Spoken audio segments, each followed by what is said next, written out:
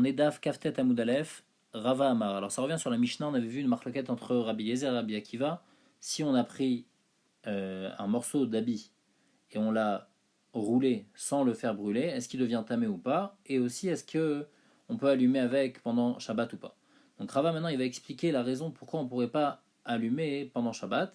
Il dit Rava Amar, Aïnou Tama de Rabbi Yezer. C'est pas comme on a expliqué avant Mishum Nolad, mais c'est une autre raison. Les fiches Madikin, Meptila Shena Mechorechet, parce qu'on ne peut pas utiliser une mèche qui n'a pas été brûlée un petit peu avant. Velo Bes Martutin Shena Mechoachin, ni avec une sorte de torchon qu'il n'a pas été brûlé un peu avant, parce que ça brûle pas bien.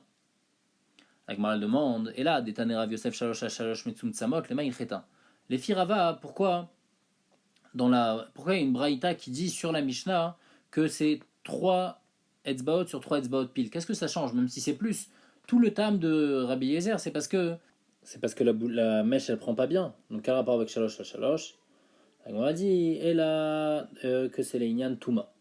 Ditnan, quel rapport avec la Touma? Que Shalosh al Shalosh c'est un mot chutz min amlal. Diva Rabbi Shimon. Rabbi Shimon il dit que 3 etzbaot sur 3 etzbaot c'est sans la bordure. Faut pas qu'on compte la bordure. Il faut que quand on va faire une sorte d'habit avec, eh ben faut pas compter la bordure, le pliage qu'on fait à la fin. Même si ça fait pile shalosh al shalosh et qu'après la bordure, eh ben avec la bordure ça va faire moins que shalosh al shalosh, et ben malgré tout ce morceau de tissu il s'appelle beged l'inyan touma, et donc c'est ça que la braïta vient nous apprendre, que shalosh al shalosh mitsum samot il y aura quand même un digne de touma. Donc pas comme on a expliqué avant que shalosh al shalosh on parle d'un cas seulement où c'est shalosh al shalosh et c'est l'inyan shabbat. Non, là c'est l'inyan touma. Et dans le cas où ça fait pile shalosh al shalosh, aussi ça devient tamé, comme ceux qui sont cholkim sur Rabbi Shimon. Marav Yuda, Marav Masikin Bekelim, Masikin Meshevre Kelim. On peut allumer pendant Yom Tov des Kelim, mais pas des Kelim qui sont cassés. Dit Rabbi Yuda, Rabbi Shimon Matia. Donc pourquoi? Parce que les filles Rabbi Yuda, il y a un problème de Nolad. Les filles Rabbi Shimon, il n'y a pas de problème de Nolad. La même idée, Masikim Betmarim, on peut allumer avec des dates, puisqu'elles ne sont pas mouktsé. Achalan, mais si les a mangées, Masikin Megarinem, on ne peut pas utiliser le noyau parce que c'est Nolad. Dit Rabbi Yuda, Rabbi Shimon Matir.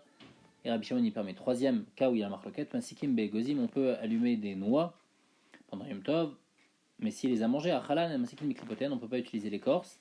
Divira Rabbi Yehuda, et Rabbi Shimon toujours il permet parce qu'il ne pense pas Nolad. Utsricha, on a besoin de dire cette marloquette dans 3 cas.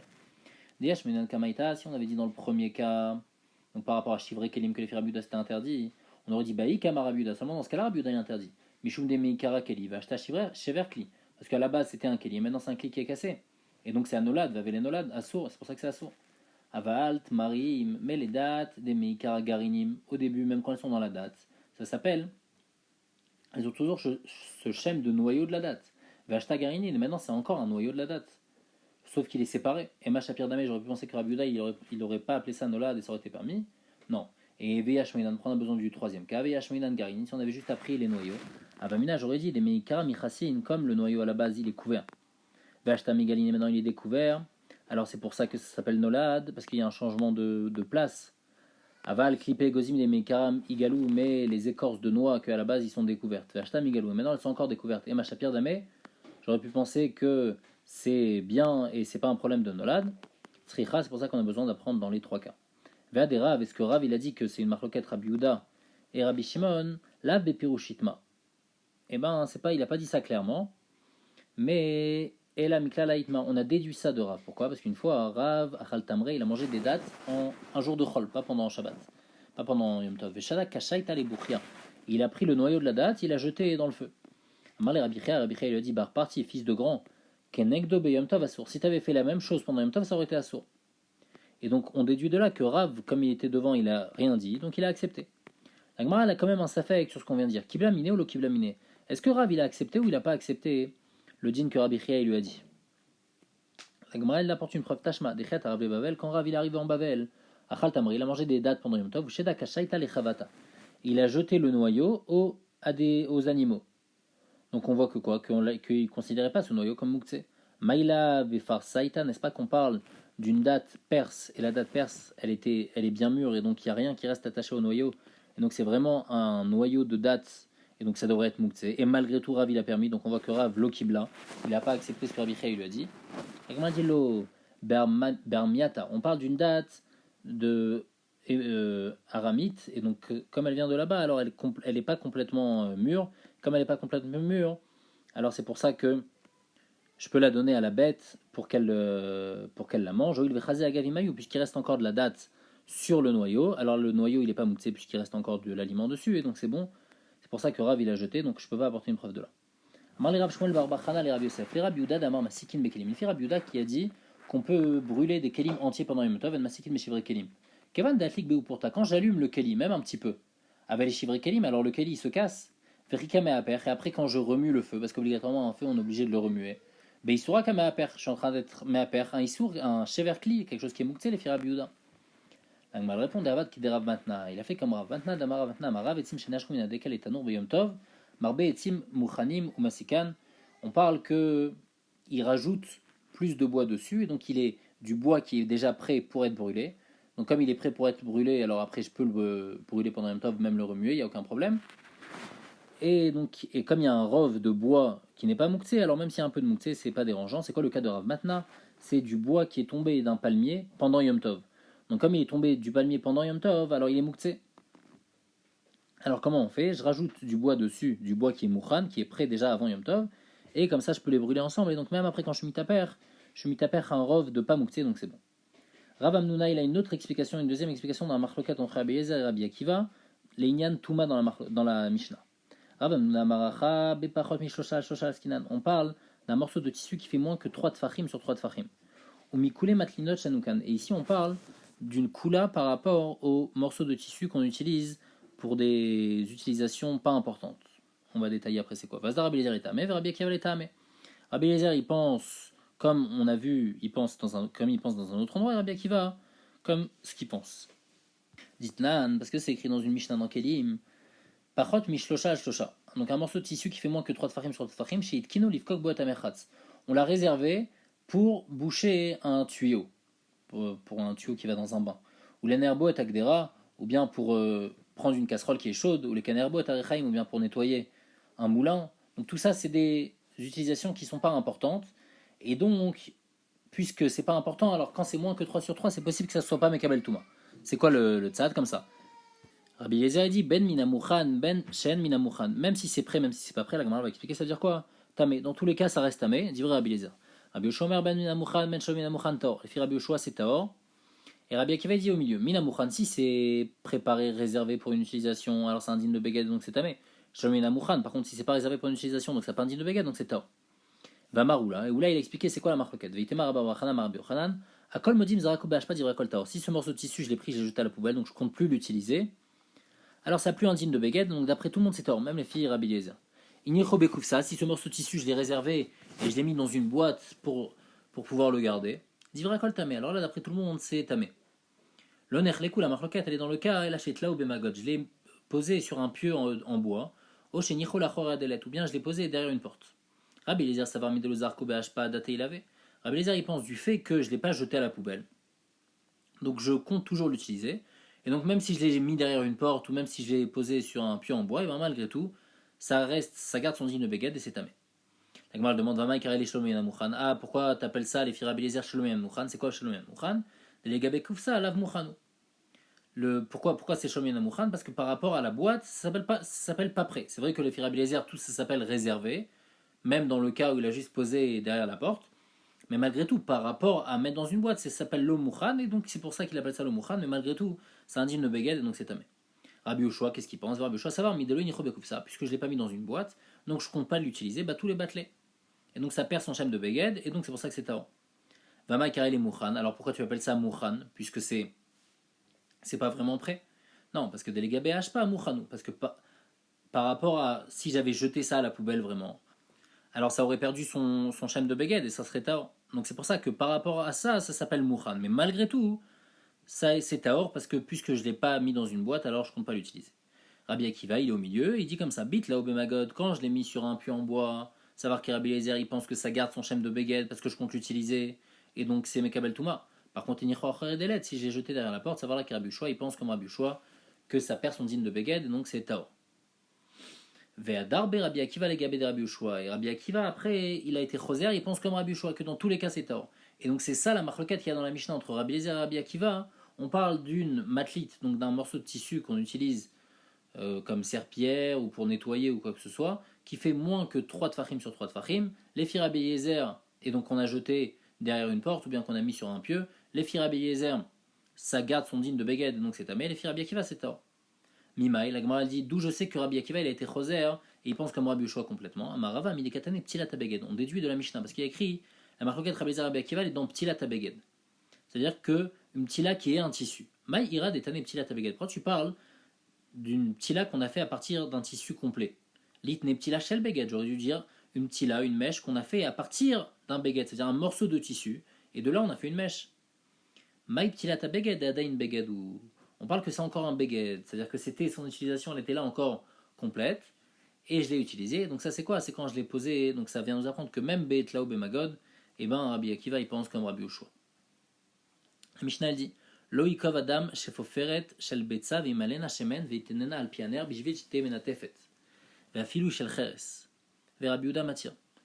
Quelqu'un il n'a pas le droit de percer une écorce. Donc avant Shabbat, il perce une écorce, une coquille d'œuf, et donc il y a un trou. Après il la remplit d'huile, et après il la pose sur un nerf. Donc les nerfs de l'époque, ils étaient faits, la mèche elle sortait d'un côté, et il y avait l'endroit où on posait l'huile. Et donc lui il pose la coquille dessus, et comme ça après l'huile elle va couler pendant Shabbat dans le nerf, même si c'est en Kheres, la Gemara va expliquer ce qu'est le chidouche quand c'est en Kheres, et ben c'est assourd. Et Rabbi Yehuda il permet. Pourquoi c'est assourd?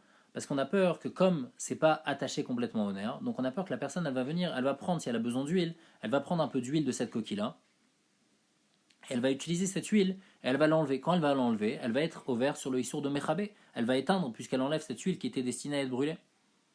Et Rabbi Yehuda il n'a pas cette xérat, c'est pour ça qu'il permet.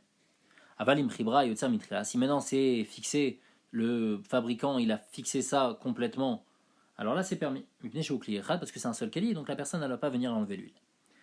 Un dîme qui ressemble, Loïm Adam Kirachel Shemen Vitena Betsadoner Vitenor Shaptila Betocha Bishvil Shete Shoevet Verabiuda Matir.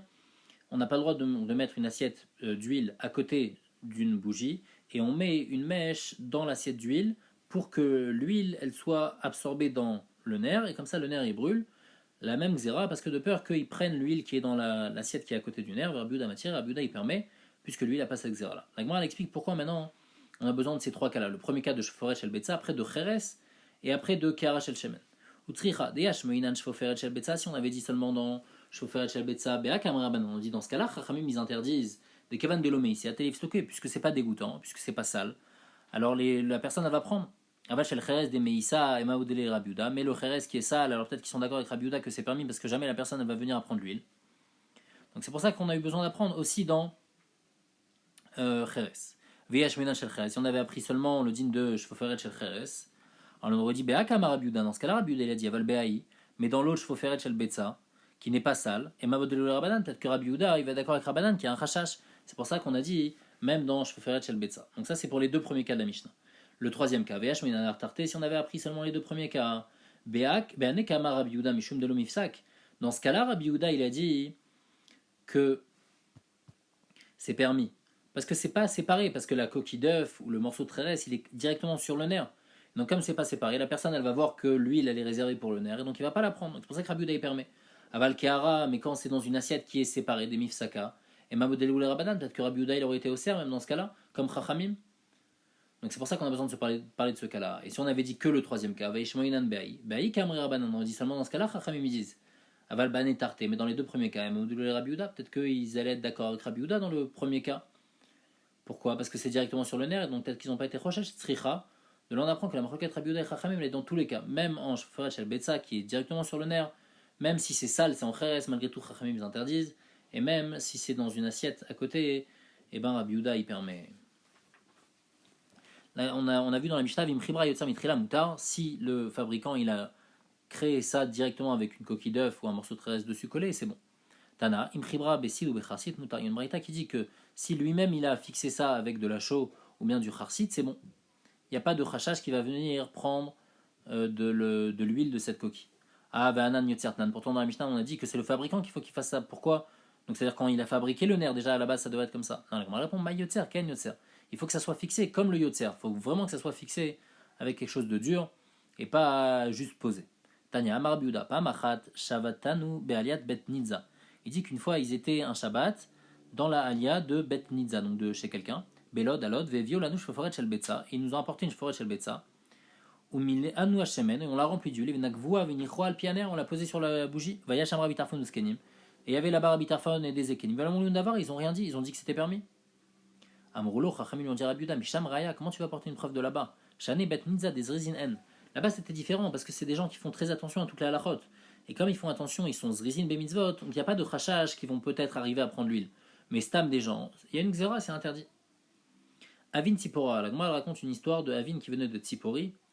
Garar Safsela Beilute Deshesha. Il a tiré un banc pendant Shabbat sur un sol qui était en marbre, Léla Meravitzrak Ben Alazar, devant Avitzrak Ben Alazar.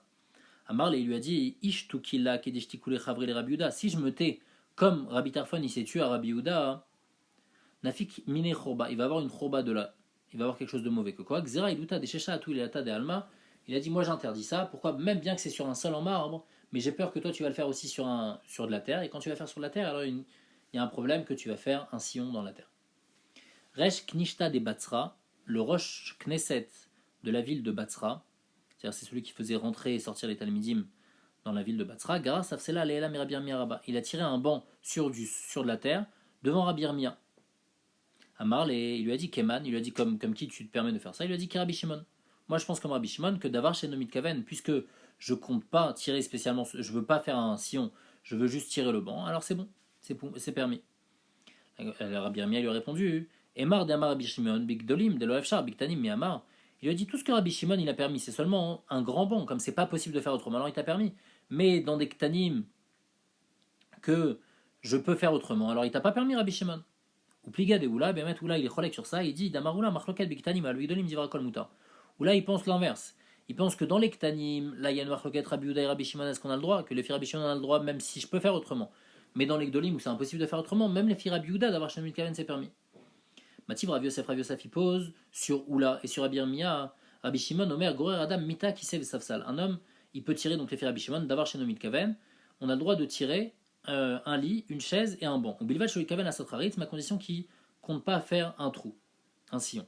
Katanek Dolim, Katanek Tanim. On parle de Mita, donc quelque chose de grand. Et on parle aussi de Kissé qui est petit, Kacha et Tarvayou. Donc on voit que la marloquette entre Rabbi Uda et Rabbi Shimon, elle est même dans les grandes choses, même dans les petites choses. Donc c'est une question Ben et Rabbi Yirmiyah, Ben et Oula. La Gemara répond Oula metaret setame, Rabbi Yirmiyah Rabbi Yirmiyah Rabba metaret setame. Oula il va répondre comme Sachita et Rabbi Yirmiyah aussi. Oula metaret setame, Mitadoumia dekise. On parle d'un petit lit, même dans le petit lit, dans le petit lit uniquement, il y aura la marque de Rabbi Uda et Rabbi Shimon. Mais si c'est un grand lit, alors là même Rabbi Uda il va permettre. Rabbi Yirmiyah Rabba metaret setame. Rabbi Yirmiyah il répond selon ce qu'il pense. Il dit qui c'est Doumia de Mita. On parle d'un grand lit et dans ce cas-là Rabbi Shimon il permet parce que c'est pas possible autrement. Mais si c'est un petit, alors il interdit. Mativ Rabba il demande sur la chita de Rabbi Yirmiyah d'une Mishnah dans Kilaim. Mocheksout, quelqu'un qui vend des habits à un goy, et cet habit-là, il est en Shahatnez. Mochin Kedarkan, il peut vendre cet habit-là de manière habituelle, c'est-à-dire qu'il porte l'habit, et de là, il le montre dans le chou qui dit ah, regarde cet habit, il le montre au goy, et il n'y a pas de problème. Pourquoi? Parce que comme il n'a pas de kavana de profiter de cet habit-là, et ben c'est permis. Ça va les filles Rabbi Shimon qui pensent que d'avoir chez Kaven Muta. Ou il va chez le Kaven Machama et Pnachama, il ne faut pas qu'il ait la kavana donc de profiter de cet habit, par exemple s'il fait à cause du soleil, pour se protéger du soleil, ou bien Bakshamim, Pnachshamim, ou bien la pluie quand il pleut à cause de la pluie. Vatsnuim mafshin bemakal achorem, et les tsnuim eux ils faisaient attention quand même de pas le porter, ils le mettaient sur un morceau sur un bâton.